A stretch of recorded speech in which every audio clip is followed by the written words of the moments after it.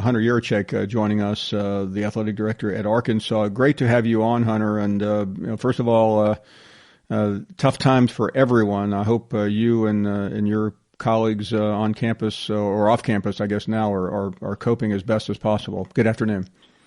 Good afternoon, Paul. Thanks for having me on. I think we all are adjusting as everybody is across our country, developing our new norms as the majority of us work out of our homes. And we are finding that here in Fayetteville. I just got off a call with their Student Athlete Advisory Executive Committee, and they're all finding their new norm, and it really made my day to spend some time with their student athletes for a change. I can imagine. We were talking to Coach Smart a minute ago about how everything is different for everyone, coaches, administrators. I know that people in your position are very busy talking to colleagues around the SEC, around the country, and in addition to dealing with your own staff. What is, I mean, I know there's no such thing, but what is a normal day like in these abnormal times? Well, I read a number of articles, Paul, on how to deal with working out of the home. And so I try to keep my day standard by the alarm going off early and getting my time and devotion and prayer and workouts out of the way early in the morning. And then they generally start with some type of video conference call or call, 8:30, 9 o'clock. We have a standing SEC AD call every morning at 11 that generally lasts anywhere from an hour to an hour and a half. And as I mentioned, I had a video call with their Student Athlete Advisory Council. I have a video call early next week, their head coaches, a weekly video call with their senior staff. So I think you're seeing a recurring theme. I've learned how to use Zoom and some of those applications very, very well. Yeah, I can imagine. I may have heard the phrase, but I hear it now more than almost any other phrase that's other than mitigation and flattening the curve. And most of us that are involved in college athletics are people, and we love to be around people, and being around our student athletes and coaches is really what keeps us going and keeps us motivating. And that there's a definitive void in all of our lives involved in college athletics right now.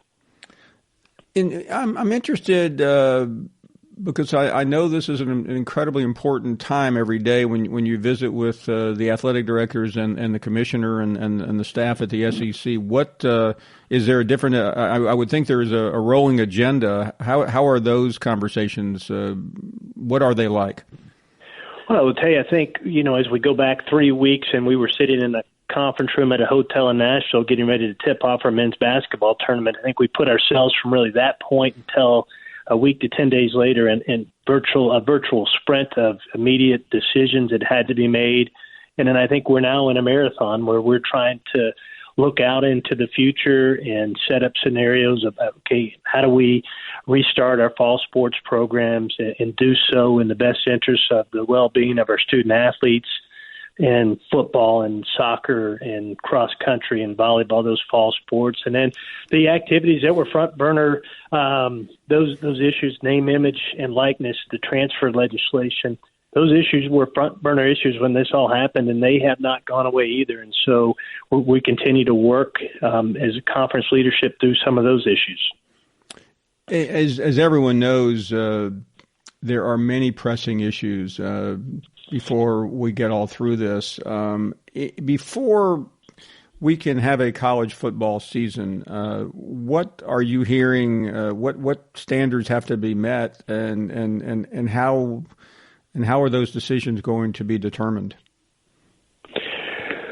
Well, those decisions will be determined probably outside of any of the meetings that I'm with and my colleagues within the Southeastern Conference. I mean, we're dependent on our local leadership and the local health departments in each of our areas and the CDC and the direction that they will provide to us as a country, as they'll provide us to individually as states in our communities about when they truly believe it's safe for us to gather in groups larger than 10 and reconvene the activities that we all want to reconvene as a country and as a society. Hunter Yurachek with us, the athletic director at Arkansas. Every day, Hunter, I read various surveys with athletic directors all concerned about the crisis, all concerned about staffing and dealing with the day-to-day issues plus the mental health issues. But there's also budgetary issues. You're in charge of a very large budget there, as your colleagues are. What is this doing? Losing the basketball money, the spring money. What is all this doing to your budget? Well, it's causing us to take a step back and really reevaluate what truly are our priorities and truly how we're going to spend the resources that we have. I mean, we have, especially in the Southeastern Conference, we've grown tremendously each of our operating budgets over the past decade with the Southeastern Conference network and television agreements, bowl games, the NCAA basketball tournament. There's been a significant increase in all of our revenues, and we've taken that revenue and reinvested it in the experiences of our student athletes across each of our campuses. But now we're going to have to make some hard decisions, and whether that's personnel decisions or areas that, okay, maybe this facility was on the front burner when all this happened, and now that facility's not going to be on the front burner. And so we're having to really take a step back, and we will operate at the University of Arkansas as we close out this fiscal year in a slight deficit. We've done a great job. Both our foundation and the Department of Athletics are creating an account with reserves that will supplement that budget shortfall this year. And then we're planning on, anywhere in the neighborhood of 5 to 10 to 15%, potentially a loss in revenue as we head into the 2021 year, and that's with playing a football season. I won't even bring up the possibility of not playing because I think the answer is pretty obvious. But are you concerned, and what conversations are ongoing about eliminating certain sports?